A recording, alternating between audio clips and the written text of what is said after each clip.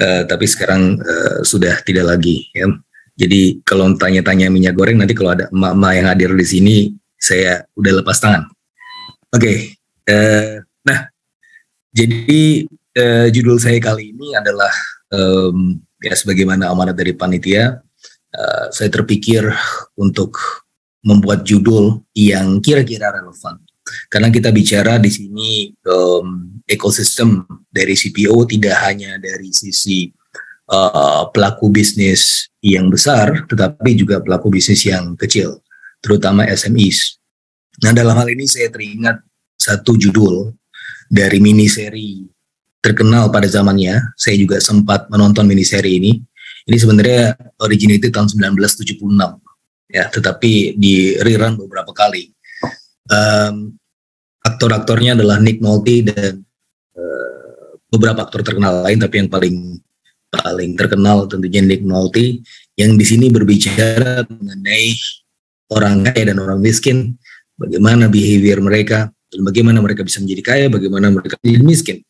Padahal kalau kita bicara, ini sangat relevan ya, juga dengan apa yang terjadi, bagaimana kemudian bisa mengatasi ya antara apa yang bisa didapat ya dari industri ini sehingga ya tidak timpang. Sebagaimana yang kita tahu sekarang, kita lihat di data di lapangan di Riau, TBS sudah 800, di pabrik 1.300, mereka bahkan tidak bisa bayar ini ya ongkos operasional ya, karena sudah nggak ketutupan lagi. Ini apa yang terjadi? Ya, kenapa bisa seperti itu? Kenapa bisa ada diskoneksi? Nah, sebelum ke sana saya akan cerita dulu mengenai, karena saya orang makro, ya saya di Fakultas Ekonomi UI mengajar international trade, dan di sini kekhususan saya adalah di macroeconomics. Kalau kita lihat yang kita alami sekarang, ya itu sebenarnya sudah kita alami di masa-masa sebelumnya. Tetapi kok yang nggak belajar, gitu ya? Dari periode-periode sebelumnya sampai periode sekarang seharusnya bisa menjadi pelajaran yang sangat baik buat kita semua. Karena ini tentu tidak terjadi di zaman ini aja. Ya, bahkan kalau kita trace back sebelumnya, kalau berdasarkan apa yang pernah tercatat dari data, itu di awal tahun 1900-an. Meskipun demikian, ini dinamakan commodity super cycle, ya itu tidak hanya terjadi di mulai tahun 1900-an, bahkan sebelum itu. Nah, kalau kita bicara kenapa ini kok mulai 1900 yang ditangkap oleh data? Karena memang ya datanya memang tersedia mulai dari zaman-zaman tersebut. Sebagaimana di tahun 1920-an itu John Maynard Keynes itu membuat the Keynesian Conjectures berdasarkan pengamatan sempitnya, bukan berdasarkan data, karena datanya memang tidak ada. Kemudian dilengkapi oleh Simon Kuznets 10-20 tahun setelah itu, yang kemudian memplot data dari tahun 1800-an sampai kemudian 1920-1930-an yang mengkonfirmasi pengamatan sempitnya dari Keynes. Ya, jadi saking sulitnya mendapatkan data ketika itu, Simon Kuznets salah satu kerjanya untuk memplot data itu mendapatkan hadiah Nobel. Ya, jadi itu menggambarkan betapa sulitnya mendapatkan data ketika itu. Tetapi kalau kita trace back sebelumnya, itu kan di cerita Bible atau cerita Al-Quran, kita tahu ada Nabi Yusuf yang pada saat itu menjadi ekonom termasyur dari Mesir yang bisa memforecast 7 tahun kemakmuran dan 7 tahun kesempitan. Dan sampai sekarang mungkin tidak ada ekonom lagi yang bisa melakukan itu. Even saya dan tim punya machine learning, punya big data, tidak bisa memforecast 14 tahun secara akurat. Tapi ya cerita yang lain adalah ternyata komoditi super cycle itu sudah terjadi mungkin sejak zaman awal kemanusiaan. Karena ini adalah sebenarnya antara interaksi demand dan supply gitu. Nah, oke, saya skip saja. Jadi ini tadi kita sudah mention bahwa peristiwa ini adalah bukan unik, peristiwa ini bukan unprecedented, bahkan sudah bisa diduga, ya, sebagaimana yang pernah saya sampaikan ke menteri ya pada tahun 2020. Tahun 2020 bulan Mei, saya waktu itu Menteri Perdagangan Pak Agus Parmanto ya, tempat saya waktu itu menjadi tenaga ahli dan kemudian diminta menjadi juru bicara. Ya intinya sih saya cerita ya pada saat itu dan diskusi. Saya datang ke meja menteri, saya ceritakan kondisinya bahwa post pandemic recovery akan diwarnai oleh beberapa kondisi.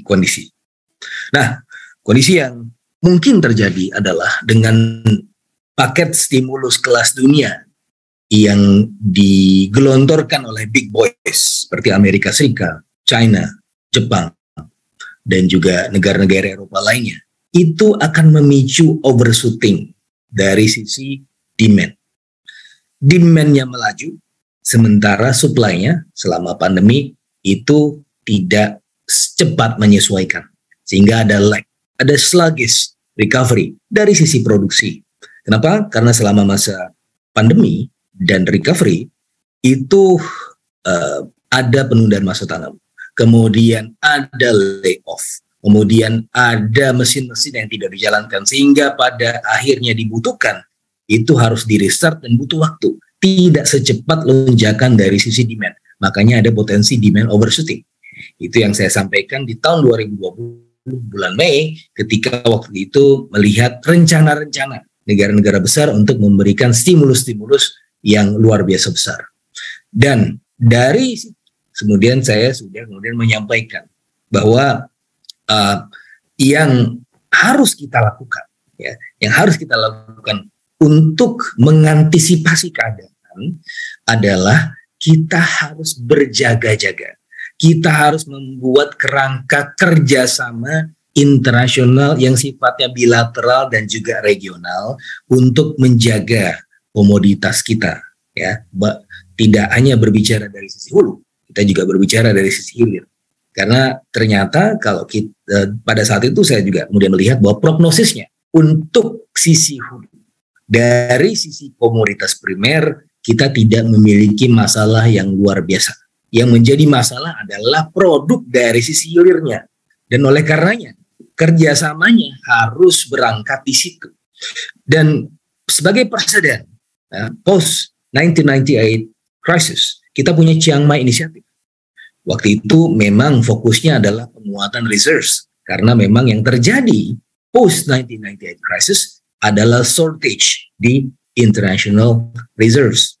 Dan oleh karenanya terjadilah Chiang Mai Initiative ASEAN Plus 3 berkumpul.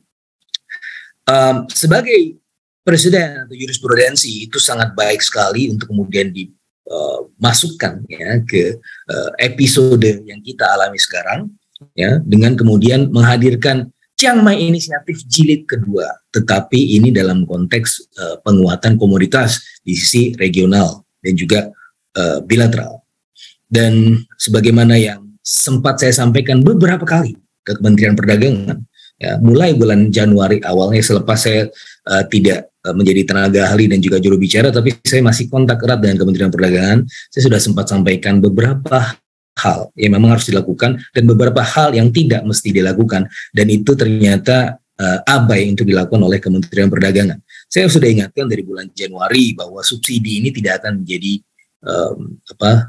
solusi. Ini sedikit melebar dari pembahasan CPO yang untuk UMKM ya, tapi nanti saya akan mencari padanannya dan relevansinya, nanti kita akan lihat bagaimana benang merahnya. Saya sempat sampaikan dari bulan Januari tahun 2022 ini bahwa subsidi ini nggak akan berhasil. Ini adalah against Econ 101 ya. Mahasiswa semester 1 saja sudah belajar kenapa Kementerian Perdagangan abai terkait dengan pembentukan fondasi ya, cara berpikir yang logis. Ketika kuasa supply tidak dimiliki oleh pemerintah, maka ini tidak akan berhasil. Dan itu terjadi, hilang.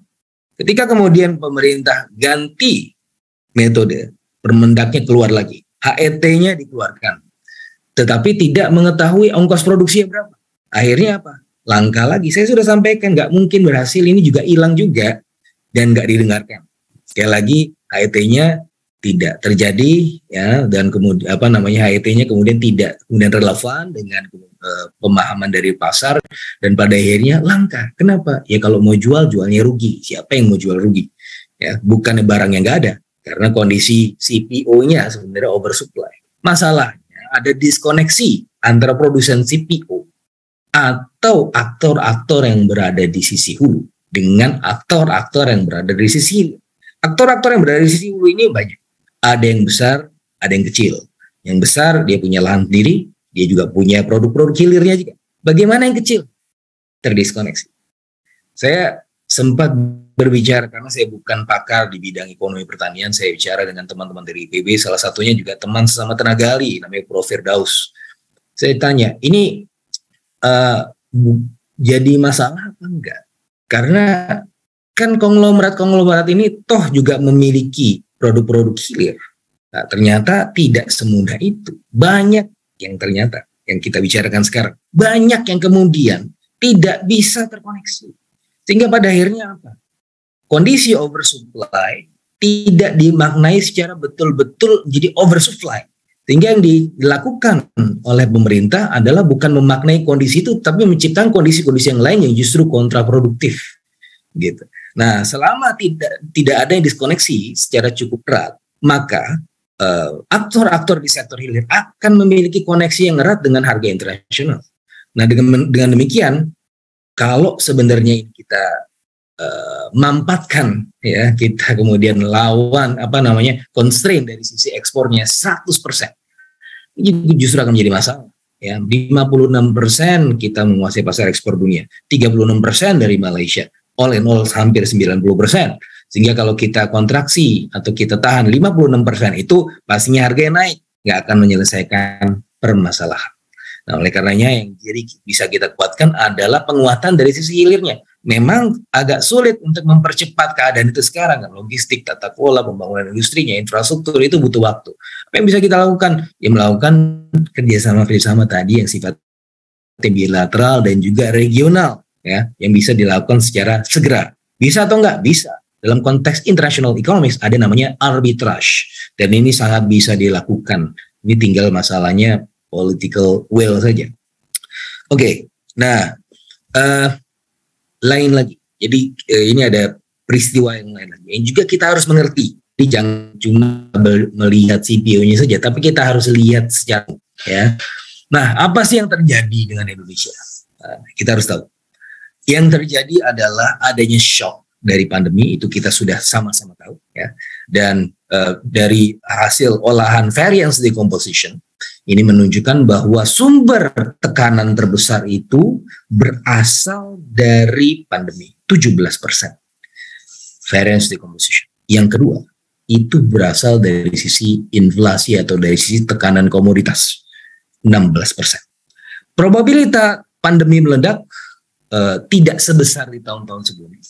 Bahkan kalau berdasarkan data survei serologi, kita sudah mencapai 86% antibody, gitu ya. Apalagi kalau ditambah nanti boosternya harus diwajibkan, ya, kalau mau bepergian, masuk ke fasilitas publik dan seterusnya. Itu saya rasa, dan waktu itu kita juga berbicara, ada satu panel dengan Wamenkes yang kemudian punya pandangan yang kurang lebih serupa. Prognosisnya adalah probabilitas pandemi ini meledak di tahun ini, meskipun jumlah kasus meningkat, tapi bed occupancy rate, tingkat kematian ini masih sangat sedikit. Artinya probabilitas terjadi shock berikutnya dari pandemi ini tidak sebesar dari shock yang berikutnya, yaitu yang berasal dari inflasi. Nah, pemerintah ada benar menahan ekspor, tapi tidak 100%. Kenapa harus ditahan? Nah, kenapa harus ditahannya adalah kalau kita lihat dari sisi ini, dari sisi impulse response function, ekspor kita komoditas dominan. Di tahun 2021 saja yang 36 miliar US dollar surplus perdagangannya itu dinominasi oleh komoditas, dan ini memang tertinggi semenjak tahun 2006. Suatu hal yang perlu kita syukuri karena kita memiliki sumber pertumbuhan baru atau sumber pertumbuhan alternatif selain konsumsi dan juga government spending. Tetapi di sisi yang lain, ini menghasilkan kekhawatiran. Kenapa?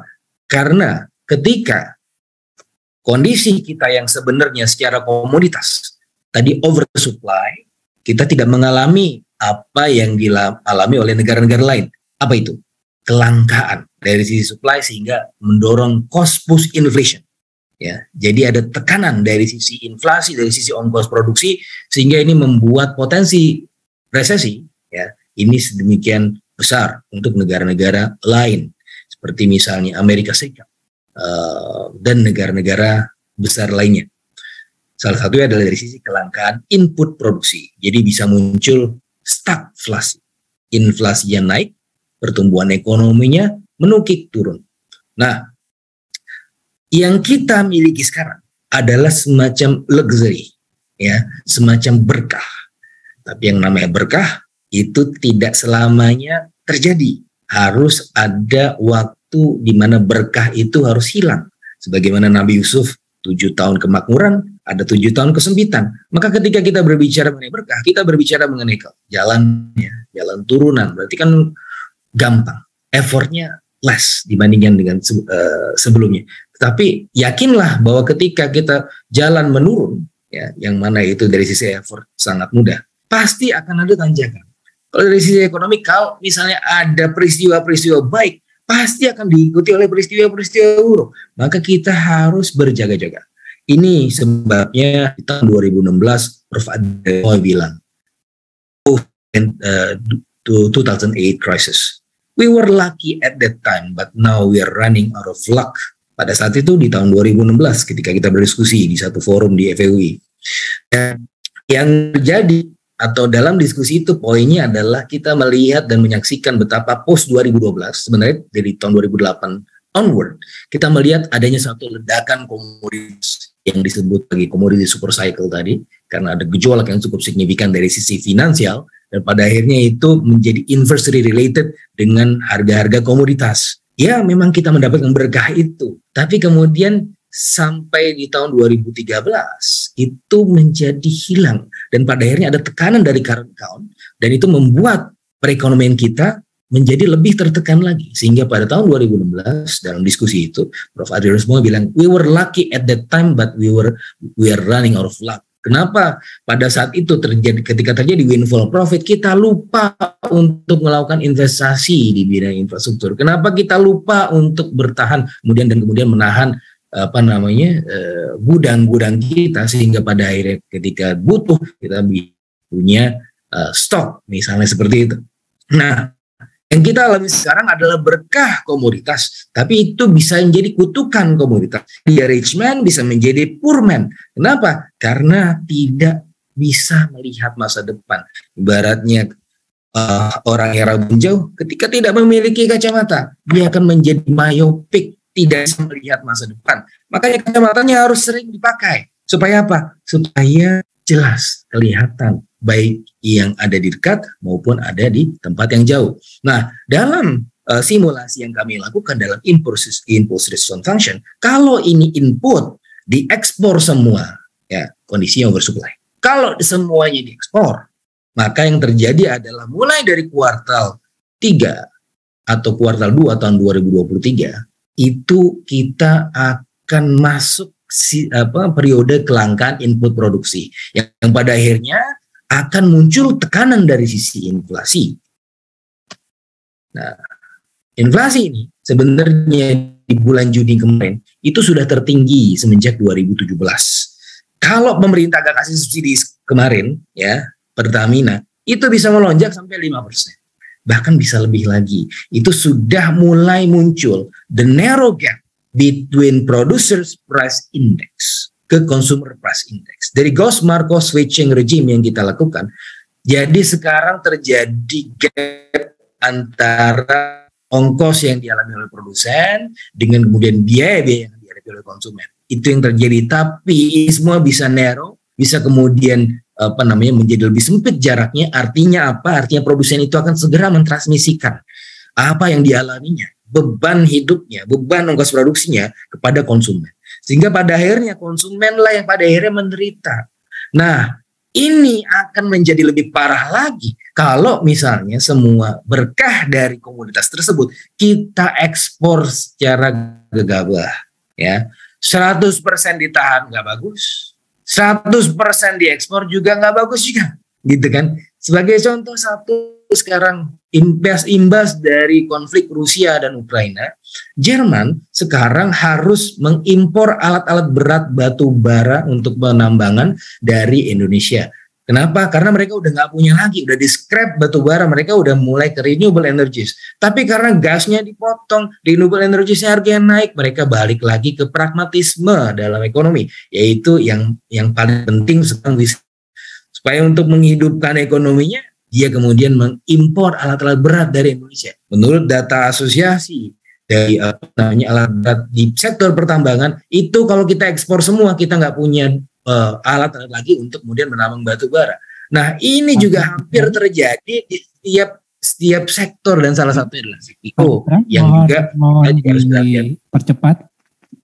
Sisa waktunya 5 menit ya, Pak. Oke, ya. Wah, kelamaan ya. Nah, boleh lebih ya, tadi sama Alan sudah tadi ada panitia bilang boleh lebih kok dari 30 menit. Nah, sekarang saya akan bicara mengenai forward dan backward linkage. Kita bicara mengenai CPO. Celakanya, produk-produk CPO kita itu gagal melakukan hilirisasi secara aktif. Begitu. Nah, itu adalah sebabnya kenapa terjadi penumpukan di sektor hulu. Kalau kita melihat dari sisi global value chain, ya, di all industry secara umum, ini adalah kondisi kita, bukan hanya di CPO. Kalau kita lihat di produk-produk agriculture, itu juga domestic value added contribution dari sisi ekspor kita ke intermediate goods dan seterusnya ke pasar ekspor itu relatif terbatas, value added-nya terbatas. Oleh karenanya kita hanya ekspor mentah-mentah. Nah, ini yang kemudian harus kita jaga. Tapi di sisi yang lain kita juga harus care gimana petani, gitu kan? Gimana mereka bisa bertahan hidup? Bagaimana mereka bisa masuk ke global value chain itu? Jangan cuma konglomerat, tetapi juga menciptakan peluang bagi petani-petani. Nah, pemerintah sebenarnya sudah berusaha untuk kemudian melakukan proses hilirisasi. Salah satunya adalah penerapan pajak progresif. Ini kita bisa lihat bahwa kalau dari sisi CPO, ya, ini dengan penerapan dengan pajak progresif, ini di CPO kita kali ini itu di beberapa negara sudah kemudian mengalami penurunan atau yang disebut sebagai loss opportunity retreat dan seterusnya. Ini berdasarkan sumber dari Immanuel et al. Di sisi yang lain, untuk RPO-nya justru mengalami penaikan. Jadi ini ada satu bentuk yang sebenarnya cukup baik dalam konteks hilirisasi. Tapi dalam konteks yang lebih makro, kita melihat bahwa ini butuh extra effort lebih lanjut, ya. Mengingat juga hambatan-hambatan perdagangan dari produk-produk ini, ya, ini cukup mengkhawatirkan, terutama dari sisi non-tariff measures. Ini ada di produk-produk tidak hanya CPO, ya, ada fish, dan rubber, produk-produk agriculture kita banyak mengalami hambatan-hambatan yang sifatnya non-tariff. Yang celakanya ini banyak sekali berasal dari negara-negara maju. Nah, dari sisi business model, nah ini kan yang terjadi selama ini, ya. Sebenarnya kalau diskusi-diskusi di kalangan ekspor CPO itu nggak sulit, ya, asalkan syarat-syaratnya dipenuhi, nggak masalah. CPO dan seterusnya itu nggak terlalu sulit amat dibandingkan dengan komoditas lainnya. Nah, tetapi ini kan juga ada menjadi ada satu kajian saya juga bersama ASEAN ASEAN Japan Center. Ini juga menjadi salah satu bentuk gitu ya, yang juga jamak terjadi di produk-produk pertanian lainnya, kontrak farming dan seterusnya. Yang paling penting adalah sebagaimana yang tadi disampaikan oleh Bu Jenny, ini off taker siapa gitu kan, maka harus dikoneksikan ini masuk ke value chain, harus segera kawin dengan bisnis besar. Nggak bisa dilakukan secara individual, nggak bisa dilakukan secara kecil. Itu untuk mendapatkan skala ekonomisnya, ini harus kolaborasi. Nggak bisa ya. Kalau enggak, ya akan begitu aja, gitu. Akan kemudian bingung ketika TBS-nya nggak bisa dijual. Kalaupun dijual harganya rendah sekali. Akhirnya kemarin mau ekspor ke Malaysia menang banyak, ya sudah belinya lebih murah dari sini gitu kan, dan kemudian bisa mendapatkan produk-produk yang unggul juga. Nah ini kemudian harus dibenahi proses tata kelolanya, proses logistiknya supaya apa? Supaya ini ada trickle down juga ke poor man, ke petani-petani yang miskin, yang petani-petani yang seharusnya kaya tetapi menjadi miskin karena dia tidak bisa masuk ke rantai nilai tersebut. Nah, oleh karenanya investasi, ya. Ini kan kalau kita bicara investasi ada non-equity modes, ada foreign direct investment, ada non-equity modes. Dalam konteks non-equity modes, contract farming, franchise, dan seterusnya. Ini menjadi mode yang seharusnya bisa dikedepankan untuk produk-produk yang sifatnya mengayakkan nilai tambah. Karena kalau enggak, ya kita di sini, ini kan animal production, vegetable, crop, dan seterusnya, ini berada pada kuadran yang tidak resilient, akan selalu rawan, prone dari gejolak-gejolak. Kenapa? Karena nilai tambahnya tidak besar. Itu yang harus diciptakan. Nah, oleh karenanya, embracing investment, pushing innovation, putting all the SMEs into the global value chain. Itu yang harus kita lakukan. Ini harus segera dikawinkan, dikolaborasikan. Kalau bisa harus dikawinkan paksa. Kalau misalnya ini banyak juga yang merasa saya nggak perlu kawin. Karena apa? Karena saya merasa ya sudah bagus dengan apa yang saya lakukan sekarang. Tapi masalahnya dari sisi makro ini tidak bagus dan akan prone to another shock sebagaimana yang diterawangkan oleh Prebisch Singer. Kalau Anda hanya bertahan pada komoditas yang minim nilai tambah, maka yakinlah, maka Anda akan miskin di masa depan. Nah, maka harus terjadi ini klasik, tapi harus segera dilakukan. Harus dilakukan dan harus dilakukan, kalau enggak kita akan kehilangan kesempatan.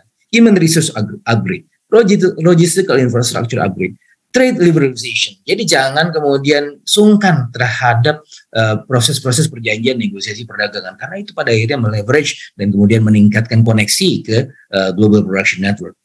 Kemudian ini kita punya target masa depan. Tidak hanya di masa kini, masa depan.